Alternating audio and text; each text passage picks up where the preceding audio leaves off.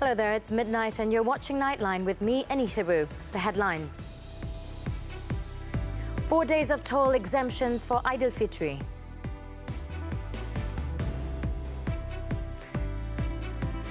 And traffic summons discounted at 50 ringgit flat rate for 1 month.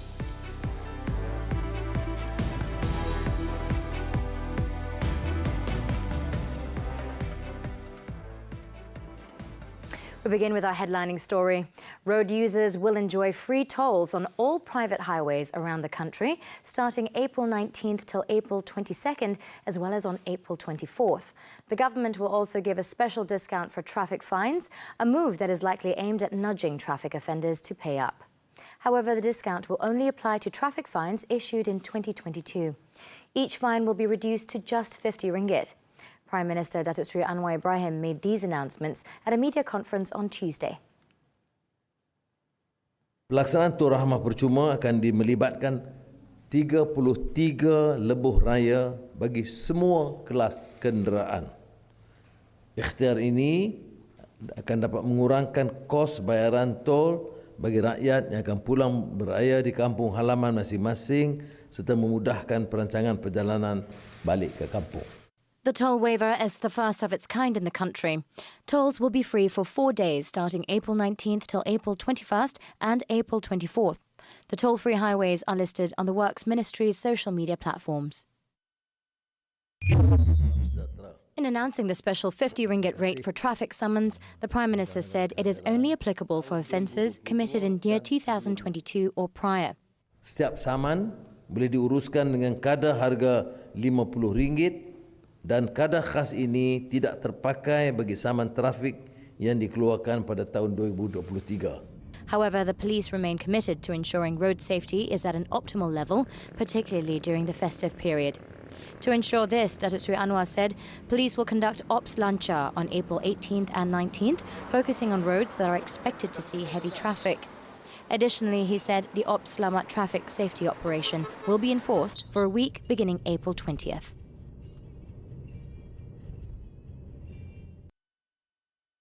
The Prime Minister also said that the government has agreed to declare an additional public holiday in conjunction with Hari Raya Eid al-Fitri. And that's to make it easier for people to make preparations for the festival and to return to their hometowns. Sekiranya tarikh 1 Syawal jatuh pada hari Jumaat 21 April, maka kerajaan akan menetapkan hari Isnin 24 April sebagai hari kelepasan am berdasarkan Seksyen 8 Akta Hari Kelepasan 1951 bagi Semenanjung Malaysia dan wilayah Persekutuan Labuan. Walau bagaimanapun, andai kata tarikh 1 Syawal jatuh pada hari Sabtu 22 April yang kini merupakan kemungkinan besar, maka kerajaan menetapkan hari Jumaat 21 April 2023 sebagai Hari Kelepasan Am Tambahan. He noted that for Sabah and Sarawak, the state governments can declare the public holiday for the relevant date in accordance with their respective public holiday ordinance. The official announcement of the date of 1st Shawwal for celebrating Eid al-Fitri will be made on Thursday by the keeper of the ruler's seal. Now, Malaysians are thrilled with the announcements made by the Prime Minister as the Hari Raya Eid al-Fitri celebration is just around the corner. Speaking to Nightline, many viewed the announcements as timely and would ease their financial burden. Sangat membantu lah, sebab kalau macam semua orang boleh plan perjalanan kan. So macam sebelum ni dibagi tu sehari je kan. So untuk yang ni dibagi 3 hari, so kita boleh atur perjalanan kita lagi cepat, so tak adalah jam. So saya rasa okey lah sebab dia bagi 3 hari. Kalau macam dulu kan bagi macam masa tu suntuk je, so lagi jam. So this time kerajaan bagi 3 hari, so orang boleh plan dia balik kampung tu well lah. I think that's another great move as well. I think even myself will be very grateful for that. Banyak sama-sama yang kita boleh selesaikan. I think Malaysians should take these opportunities lah to basically settle all their summons. I believe it could help people to encourage people to pay their saman, to pay their fees, and then it could reduce their Hari Raya punya cost, Hari Raya cost. So I think like the additional public holiday was like something that was taken account to so that people can, you know, like properly plan for their Raya trips back home by Raya, and obviously it's going to be very jam. So far bagi saya cukup sekian sehari tu, sebab kita raya pun tak tahu bila kan, sama ada Jumaat atau Sabtu. So andai kata kalau raya Jumaat pun, Jumaat tu memang cuti, so orang boleh balik. Kalau Sabtu pun sama, orang boleh balik. So andai kata cuti tu dah ditambah, Malaysia pun banyak cuti kan, dah ditambah pun dah dikira bagus lah. So bagi saya cukup. Speaking on another matter, the Prime Minister said the federal government has increased its support and funding to state governments in 2023, including enhancing the allocation for the Pemberian Tahap program to 400 million ringgit. Tahap is an aid program for states based on the development level of the economy, infrastructure and well-being. According to Datuk Seri Anwar, the decision was made at the National Finance Council 2023 meeting chaired by him on Tuesday. It was attended by the Menteri Besar and Chief Ministers of all states. In a statement, the Prime Minister, who is also Finance Minister, said it was also agreed in the meeting that the guidelines and indicators for the distribution of Pemberian Tahap aid will be reviewed and improved. He added that the National Finance Council also agreed to expand the allocation for the ecological fiscal transfer to 150 million ringgit, compared with 70 million ringgit in 2022, to encourage states which have gazetted new protected areas. The Finance Ministry has also agreed to assess and amend the methods of progressive payments involving new loans for development projects under the rolling plan. The federal government also agreed that tax incentive packages for investments in the states be extended for 2 years until December 31st, 2024, which will involve Kelantan, Terengganu, Pahang, Johor and Sabah. It will also improve allocations for the maintenance of state roads and other works related to gated and guarded premises, besides the replacement of road signs. The Finance Ministry will also expand allocations totaling 250 million ringgit for maintenance and pavement works for federal roads. The Prime Minister said that the decision to increase support and funding to state governments reflects the commitment and the determination of the federal government to provide opportunities to implement development projects and in strengthening economic recovery in the direction of the development of Malaysia Madani. Members of the public are advised to conduct screening tests for COVID-19 and to wear face masks during the upcoming Hari Raya Aidilfitri festive period, especially if they've experienced any symptoms. Health Minister Dr. Zaliha Mustafa said, although there is no reason to panic, individuals are still encouraged to stay vigilant and to continue to mask up when meeting family members.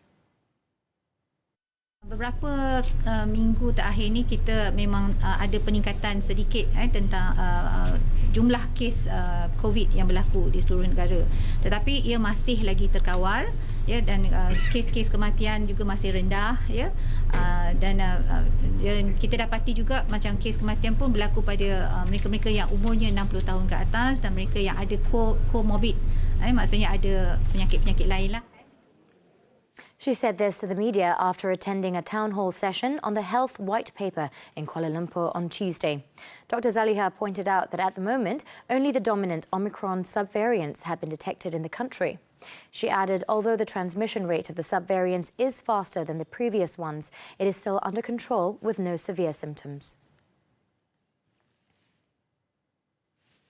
Following a risk assessment by all concerned parties, the Malaysians who were at the Petronas Khartoum complex in Sudan have been successfully evacuated to a safe place on Monday. Foreign Minister Datuk Seri Zamri Abdul Kadir said Malaysia is taking steps to bring back all its citizens as soon as the situation permits. In a statement, the Foreign Minister said following the escalating situation and following reports on the forced takeover of the complex, which also houses the Malaysian embassy, the Sudanese ambassador in Kuala Lumpur was summoned to listen to Malaysia's views on the latest conflict. He noted that apart from that, Malaysia also expressed its objection to the actions of certain parties who broke into the complex. Datuk Sri Zambri also said that the crisis in Sudan also affected all foreign embassy offices, with reports of the European Union ambassador to Sudan being attacked, Japanese citizens being roughed up, United States diplomatic vehicles being shot at, and the official residence of the Kuwaiti ambassador to Sudan being broken into. He emphasised that the safety of all Malaysians in Sudan is the government's priority, with the special forces led by his ministry having drawn up an evacuation plan to bring back 32 Malaysians based on the latest data shared by the Malaysian embassy in Khartoum. The evacuation plan will be implemented immediately with friendly countries as soon as there is an opportunity to do so. Schools will need to cancel all outdoor activities if the Air Pollution Index, API, exceeds 101. Deputy Education Minister Lim Hui Ying said it was part of the ministry's existing Standard Operating Procedure, SOP, and a circular regarding the matter has been issued to every state and district education department for further action. She said if the API reading goes up to 200 and above, her ministry will instruct schools to close. If the API reading is 101 and above, it means the air quality is not healthy, so any outdoor activity is prohibited. Currently, all students have been advised to put on their face masks, drink lots of water frequently, and to reduce all activities because of the hot weather. Natural Resources, Environment and Climate Change Minister Nik Nazmi Nik Ahmad was reported to have said that the haze situation in the country was expected to be more serious this year than in the past 3 years, as plantation and industrial activities resumed their normal operations. Malaysian-owned property development project, the Battersea Power Station in the United Kingdom, made history on Sunday when it hosted its first community iftar event. The call for prayer, azan, and congregational Maghrib prayer were also held for the first time at this iconic location. Haliza Hashim reports from London.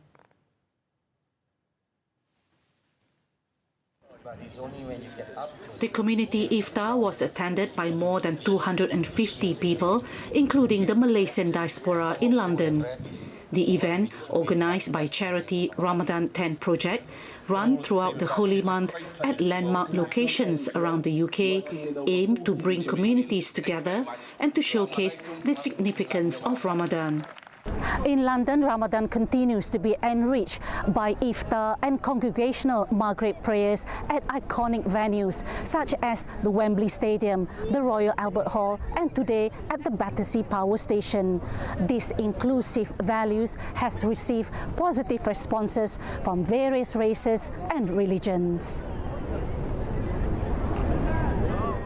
In his speech, Malaysian High Commissioner to the UK, Datuk Zakri Jaafar, said Malaysia is proud to be part of history in an international community project. Projek ini berlangsung tanpa mengedepikan masyarakat tempatan, melibatkan mereka, mewujudkan rasa kekitaan, belonging antara kita bersama dengan masyarakat tempatan. Dan ini adalah sesuatu yang amat baik dalam mewujudkan satu jalinan antara masyarakat, people to people contact, yang akan menyumbang kepada hubungan baik dua hala antara Malaysia dan United Kingdom secara amnya. To be here, which is very iconic, I'm glad that it's also recently opened, and the very first Ramadan that the Battersea Power Station will be celebrating, and for us to do this with the support of the Malaysian community, it's a great way to celebrate the Battersea Power Station, but also celebrate Ramadan and celebrate the open iftar, both of those things coming together here.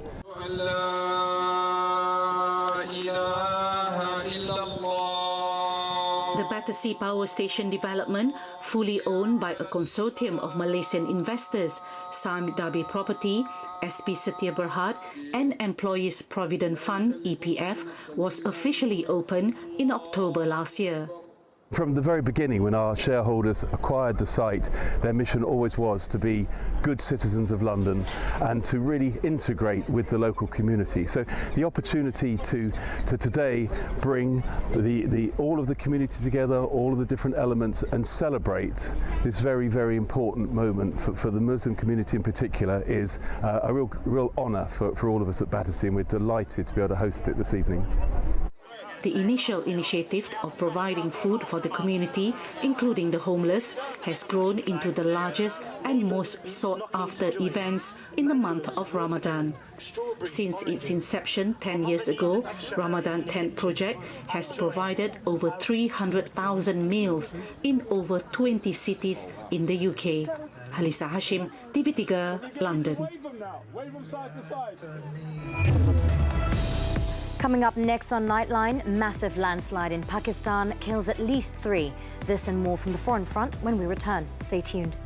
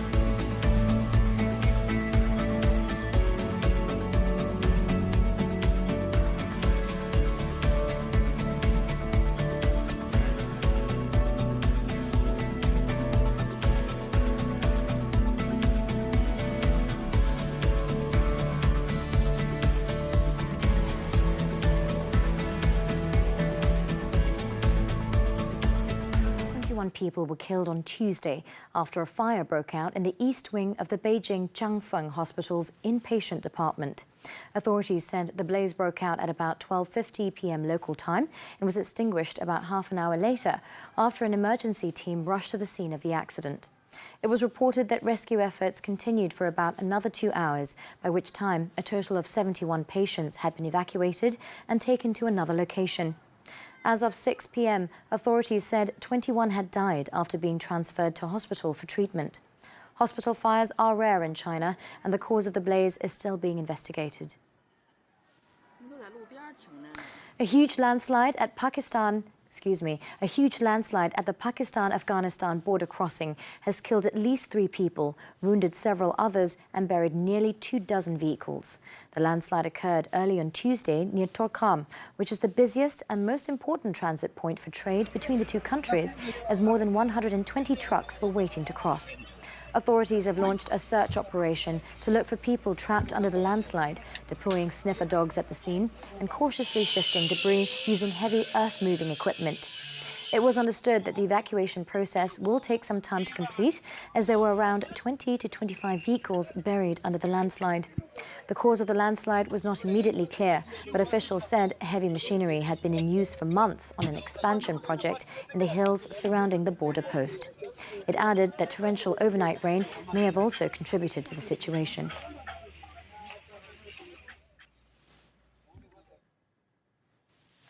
Russian forces stepped up their use of heavy artillery and airstrikes in the devastated eastern Ukrainian city of Bakhmut, turning the city into ruins. The commander of Ukraine's ground forces, General Alexander Syrsky, on Tuesday said Moscow remained committed to taking Bakhmut at any cost, despite the fact that it was suffering significant losses in the battle for the city. Bakhmut, which had a pre-war population of about 70,000, has been Russia's main target in a winter offensive that has yielded scant gains despite infantry ground combat of an intensity unseen in Europe since World War II. The city's capture could provide a stepping stone for Russia to advance on 2 bigger cities it has long coveted in the Donetsk region of eastern Ukraine, which are Kramatorsk and Sloviansk. The head of the Wagner mercenary group, which has spearheaded Russia's attempt to take Bakhmut, said that its fighters controlled more than 80% of the city. Ukraine, however, has denied this, saying it still controlled considerably more than 20% of the city. The Indian government has expressed its vehement opposition to the legalization of same-sex marriage, calling it an urban elitist concept that undermines religious and social values, as the Supreme Court begins hearings on the rights of same-sex couples to be married under the law. The Hindu nationalist government, led by Prime Minister Narendra Modi, has submitted a strongly worded affidavit to the Supreme Court, expressing its opposition to same-sex marriage and seeking to get the case thrown out of court. The government stressed that a valid marriage is only between a biological male and a biological woman, stating that any equality offered to same-sex couples went against religious values and seriously affects the interests of each citizen. It also argued that such a decision should be made by Parliament and not by the courts. The Chief Justice has called the marriage issue one of seminal importance, saying a 5-judge panel will hear the case, which is expected to go for at least 2 weeks. The hearings on same-sex marriage come amid a gradual societal shift in India, where acceptance of homosexuality has grown in the nation over the years.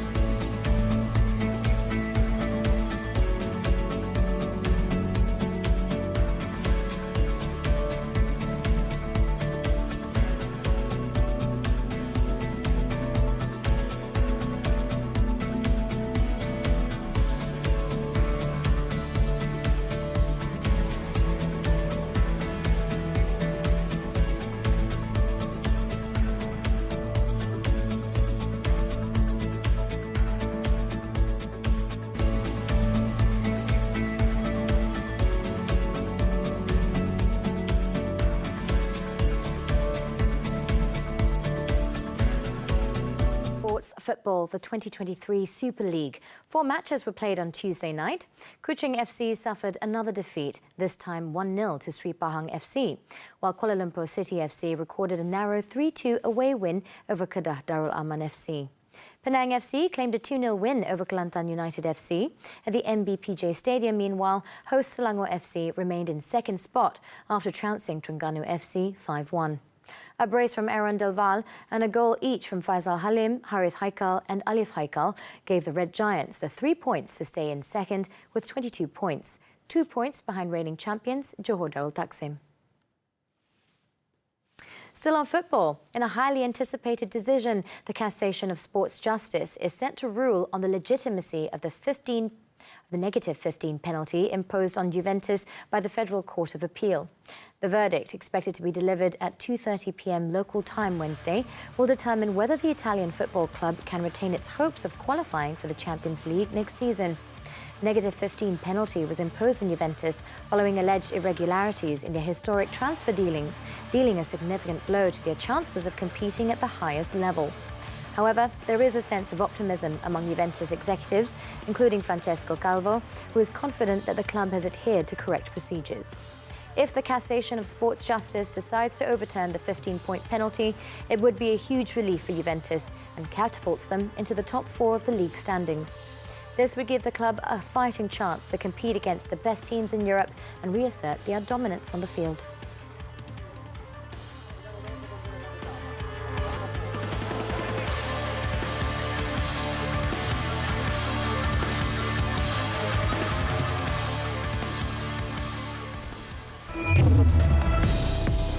Coming up after this breather, Michelle Yeoh credits multicultural Malaysia for her global outlook. Stay tuned.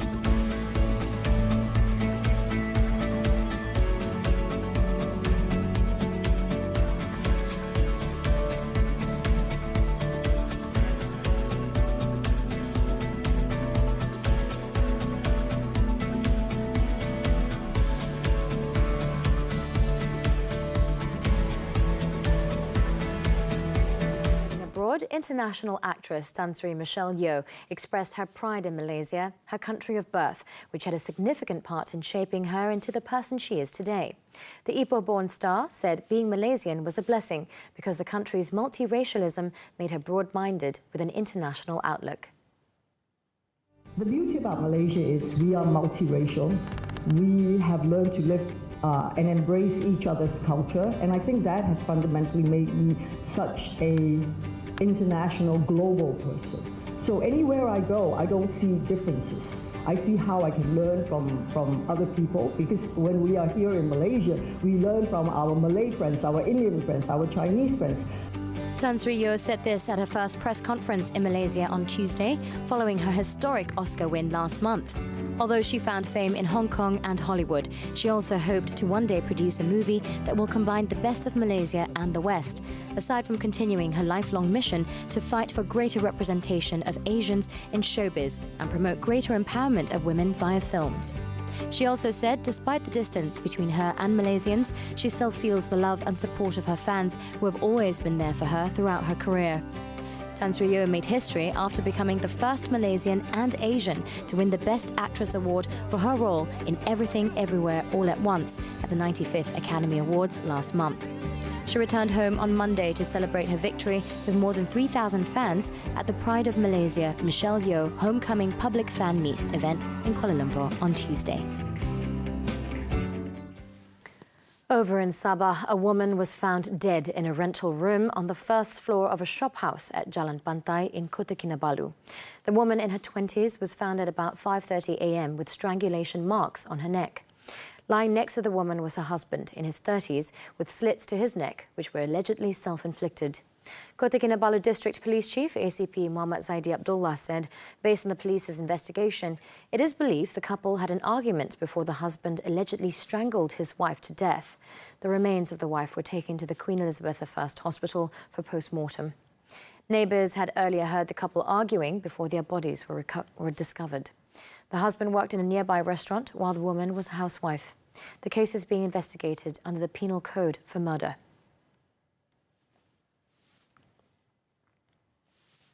Whereas over in Kelantan, a labourer was sentenced to 56 months in prison by the Pasir Mas Sessions Court on Tuesday for kidnapping a cosmetics sales agent last year.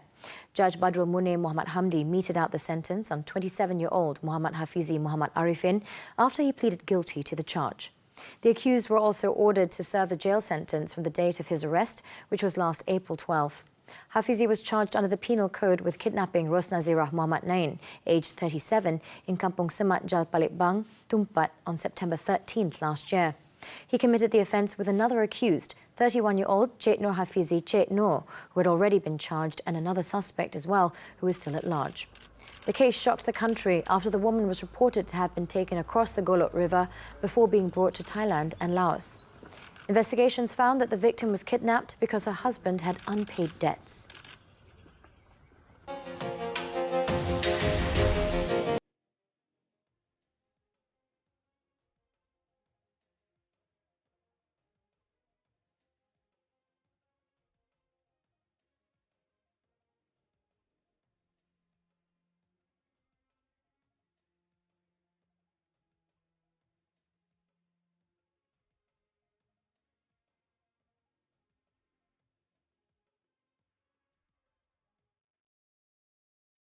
That concludes Nightline this time around. As we wrap up, let's take a look as people in the Middle East and North Africa flocked to public places to enjoy the festive atmosphere of Ramadan as the holy month nears its end.